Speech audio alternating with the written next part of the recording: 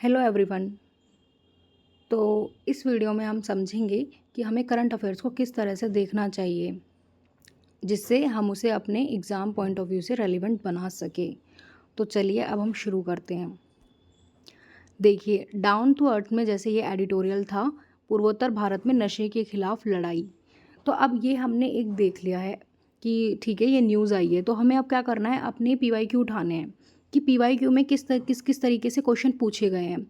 फिर जब हम उनको पढ़ लेते हैं तो हमें ये उनका आंसर राइटिंग फॉर्म में उसे लिखना चाहिए, क्योंकि अगर हम उसे एक आंसर राइटिंग फॉर्म में लिख लेते हैं तो उससे बेनिफिट ये होता है कि अगर हम कहीं पे भी किसी कोचिंग में कोई टेस्ट सीरीज ज्वाइन कर रहे हैं तो एक हमारे पास कंटेंट प्रिपेयर हो जाता है। तो अब हम ये देखते हैं कि जब हमारी कोचिंग कंप्लीट हो जाती है तो आप ये देखिए कि आप क्या आंसर लिख पा रहे हैं, कि हाँ हमने सिलेबस लिख लिया है, पूरा नोट्स बना लिया है एक एक चीज़ के।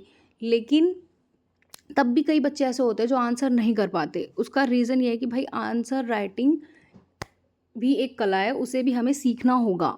तो अगर हम अभी से उसकी प्रैक्टिस करेंगे तो हमें करंट अफेयर के साथ साथ हमारा पूरा जो कंटेंट है वो यहीं की यहीं पीवाईक्यू के साथ प्रिपेयर भी हो जाएगा और हमारी आंसर राइटिंग भी हो जाएगी, जो कि इस एग्ज़ाम की बहुत ज़्यादा नीड है। तो अब हम स्टार्ट करते हैं।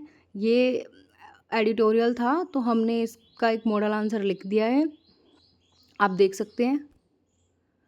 अब लेकिन जैसे ये दूसरा भी इसमें था डाउन टू अर्थ में, कि संयुक्त राष्ट्र की रिपोर्ट से पता चलता है कि 1/3 से अधिक सतत विकास लक्ष्यों की प्रगति या तो रुक गई है या पीछे चली गई है।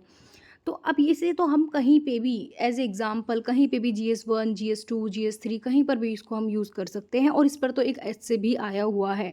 तो इसमें हम क्या करेंगे, इसकी जो छोटी छोटी लाइन है उनकी इन्फॉर्मेशन लिख लेंगे, क्योंकि पहले भी ऐसे एडिटोरियल आए थे, जैसे 3 जुलाई को आया था बिजनेस लाइन में। तो जब ये थोड़े थोड़े मिलके छोटे छोटे एग्जाम्पल हमें मिलेंगे तो उससे पूरा हम एक ऐसे लिखेंगे।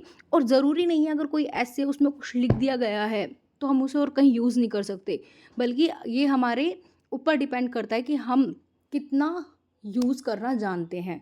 इस एग्ज़ाम में बहुत पढ़ना ज़रूरी नहीं है, लेकिन कम पढ़कर उस कंटेंट को ज़्यादा से ज़्यादा यूज़ करना बहुत ज़रूरी है, तभी आप बहुत अच्छे से कर पाएंगे।